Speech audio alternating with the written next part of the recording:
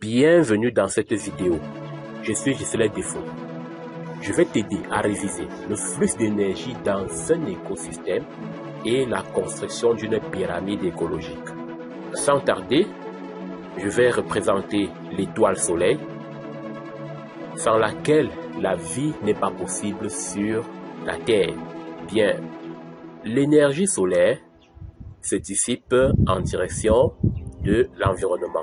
Je vais donc représenter un arbre pour symboliser les végétaux, lesquels vont représenter le premier niveau trophique d'une chaîne alimentaire, à savoir les producteurs. Lorsque les producteurs se développent, les êtres vivants appelés consommateurs vont prélever de la matière chez les producteurs pour se nourrir. Je schématise donc là une antilope, c'est-à-dire un animal herbivore qui va prélever une partie de l'énergie produite par les plantes. L'antilope est un herbivore et représente une source alimentaire pour le lion que je vais représenter, qui est lui aussi un consommateur. Bien, plus précisément, après les producteurs, nous avons les consommateurs de premier ordre qui sont les herbivores et les consommateurs de second ordre qui sont les carnivores. Je rappelle que nous sommes au niveau terrestre. Ces niveaux trophiques dont dépendent les uns des autres et surtout des producteurs. Bien sûr, à la fin de cette chaîne d'interdépendance se trouvent les décomposeurs. Donc, entre les êtres vivants d'un écosystème, il va exister une relation de dépendance du point de vue trophique. Par exemple, sur ce schéma, nous avons donc des exemples d'êtres vivants qui vont constituer ce réseau. Dans sa plus simple expression, on va parler de chaîne alimentaire.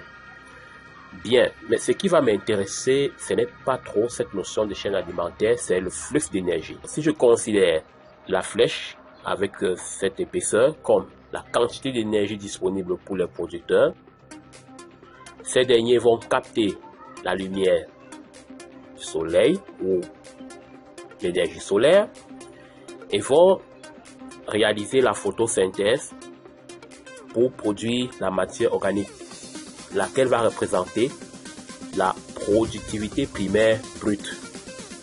Naturellement, les végétaux vont utiliser une partie de cette productivité primaire brute pour leurs besoins métaboliques et ce qui sera réellement disponible pour les herbivores sera la productivité primaire nette.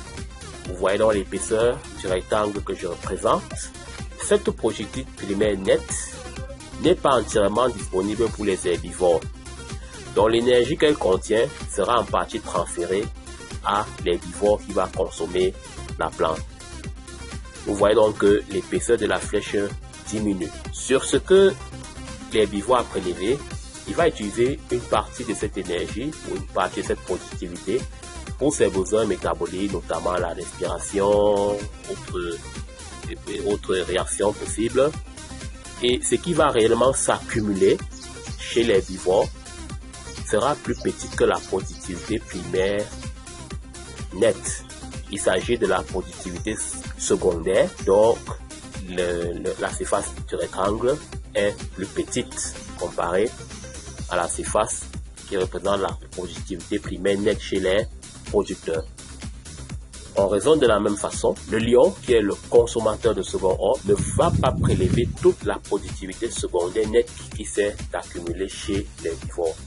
Il prélève une partie, d'où la faible épaisseur de la flèche, comme tu peux le voir. Et chez le consommateur de second ordre, tu vas donc te rendre compte que la surface du rectangle est plus petite. Alors voilà en quelque sorte le flux de l'énergie disponible au départ provenant du soleil diminue au fur et à mesure que l'on va des producteurs vers les consommateurs. Si j'assemble les différentes productivités, comme tu le vois là, on va obtenir une pyramide écologique. Les pyramides écologiques sont donc des représentations conventionnelles qui vont donc traduire le flux de l'énergie dans un écosystème donné, comme j'ai expliqué tout à l'heure, ce flux se caractérise par une diminution de l'énergie disponible au fur et à mesure qu'on évolue des producteurs vers les consommateurs. Et cette diminution s'explique naturellement par le fait que une partie de l'énergie disponible sert aux besoins métaboliques des êtres vivants pour chaque niveau trophique. Bien, voilà ainsi rappelé le flux d'énergie. Je peux même aller plus loin, le flux de matière dans un écosystème. Maintenant, on va s'intéresser à la construction d'une pyramide écologique. Dans cet exemple, nous allons à partir des données du tableau, c'est-à-dire la biomasse relative des êtres vivants d'un écosystème aquatique ou marin, construire une pyramide écologique. La pyramide à construire ici sera une pyramide des biomasses relatives, ou globalement une pyramide des biomasses. Alors, comment est-ce qu'on fait pour construire une pyramide des biomasses?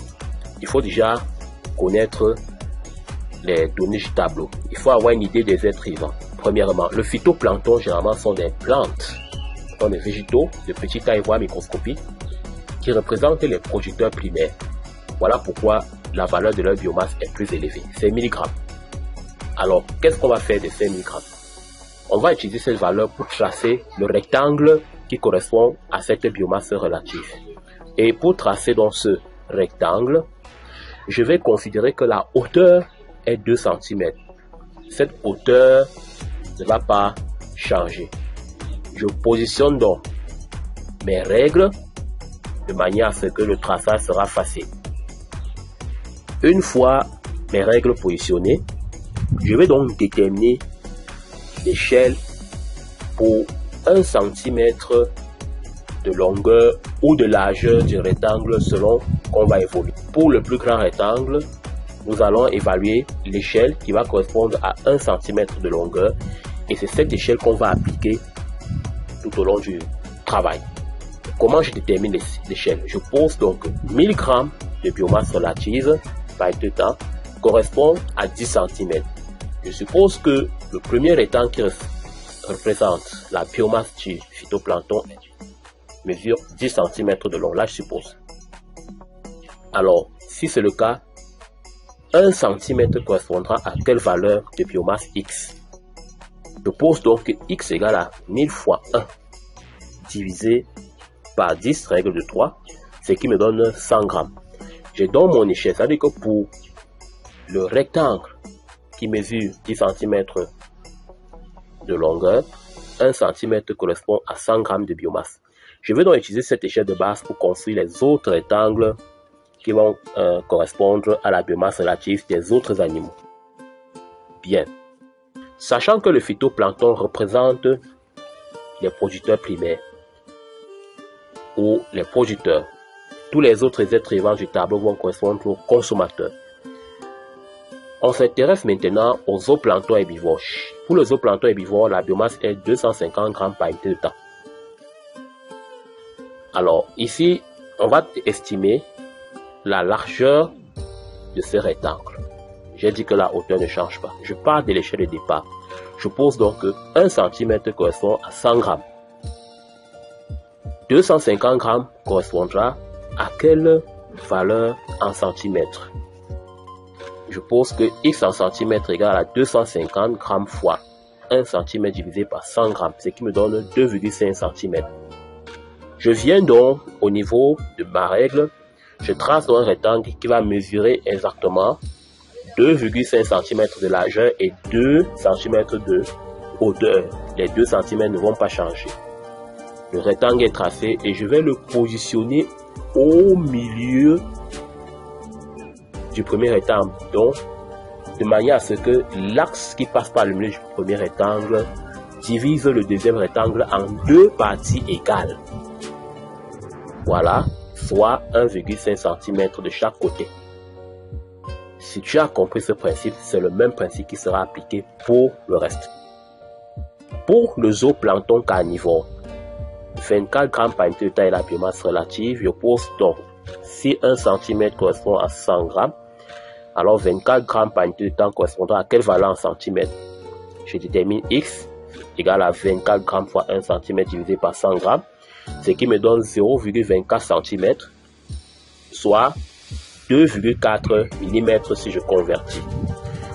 Vous voyez donc que ce rectangle sera petit concernant la largeur, et je trace donc exactement un rectangle de 2 cm de hauteur et de 2,4 mm de largeur. Je le pose au sommet du rectangle précédent de manière que l'axe le coupe en 2 moitiés égales. Pour les petits poissons, la biomasse par unité de temps est de 20 grammes. Je pose, si 1 cm correspond à 100 grammes, 20 grammes correspond à quelle valeur en centimètres?